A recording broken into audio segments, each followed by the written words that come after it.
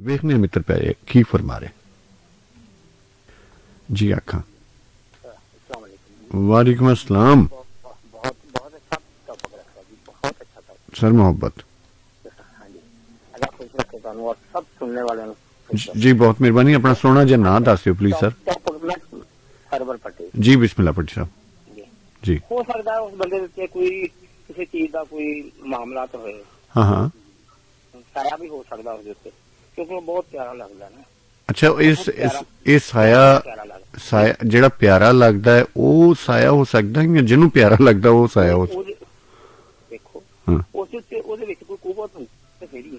अच्छा ठीक है। वो एक पासे प्यारा लगता है क्यों प्यारा लगता है। हाँ हाँ अच्छा अच्छा फर्ज करो पट्टी साहब तुसी बैठे सुनते हो मेरी आवाज सुनो नहीं। हाँ पिछो रेडियो बंद करो मैं तुहानू दसदा तुसी मेरी आवाज सुनते हो रात नूं 2 बजे तक जागदे हो। बिल्कुल मैं पहला कॉलर मैं 10 साल तो मैं नहीं मेरी हुण मेरी गल ते सुन लो। तुसी जे ते सारियां नूं सुनदे हो ते फिर तुहाडे कोलों बिल्कुल कोई सवाल नहीं है। इहदा मतलब है तुहानूं नींद नहीं आउंदी।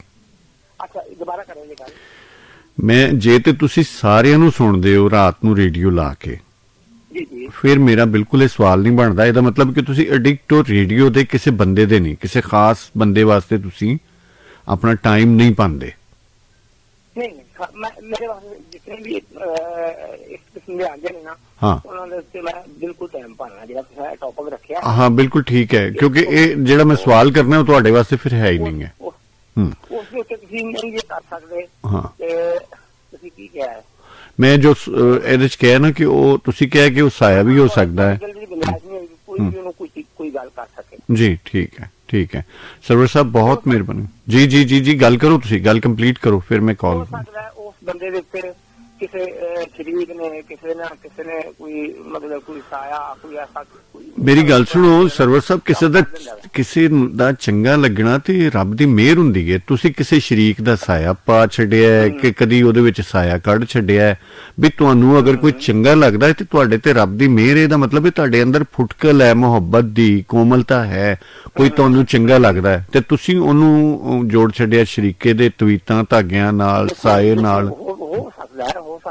भाई क्यों हो सकता है तुहानू कोई चंगा लग रहा मेरी गल सुनो ना क्यों ना चंगा लगदा उसदी वजह भाई और कोई क्यों नहीं चंगा ना लगदा। हाँ यही ते गल है भाई हीर दे सिर विच रांझे ने कोई तवीत धूड़े सन या सोहनी नू कोई तवीत घोल के पियाए सन महीवाल ने या लैला ने मजनू ते कोई साया सी मजनू दे उत्ते या मतलब ए जिन्ने भी ने इन्हां दे ए तवीत घोल के पियाए सन या धूड़े सन इन्हां दे सिर दे उत्ते। सर देखो कलमा कलाम जेड़ा काम करदा वे ए नहीं कि नहीं करदा। ओ मेरे रब्बा जो मैं पूछ रहा हूं करदा इत्थे ही आके करन ए ते मैं कहना बहुत चंगा है। जे कलमा कलाम ते चलना चाहिए कि कोई किसी नूं चंगा लगना शुरू हो जाए। हमेशा किसी नूं बुरा लगन वास्ते मेरी गल सुनो ना चंगा लग रहा है। हाँ ते उसदी वजह है कि बाकी लोग भी है ने बाकी ओहो मेरी गल सुनो मेरी अच्छा हुण मेरी गल सुनो सरवर साहब चंगा तुसी हुण साडी जिहड़ी भरजाई है जिस नजर नाल तुहानू वेखदी हो सारे नूं उंज वेख सकदी है ते फिर किहड़ा सवाल तुसी कर रहे हो। एक चंगा लग रहा यार बहुत चंगा लग रहा हो ते सारे उंज ते क्यों लगण ओनू हैं। हुण भरजाई ते भी ते किसी ने तवीत धागे नहीं कोई पाए जरा वेख लवो कोई धूड़िया ना होवे कोई तवीत ना इन्हू पियाया होवे हैं। ओहो जेहड़ियां किसे वेले हुंदियां ने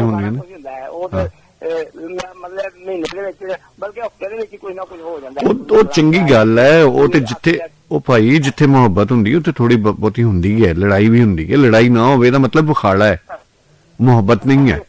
हाँ हुण जो मैं पूछ रही ना उधर तुसीं जिहड़े ना हुण दूसरे पासे लै गए। चलो मेहरबानी शुक्रिया खैर होवे तुहाडी जिउंदे वास्ते रहो।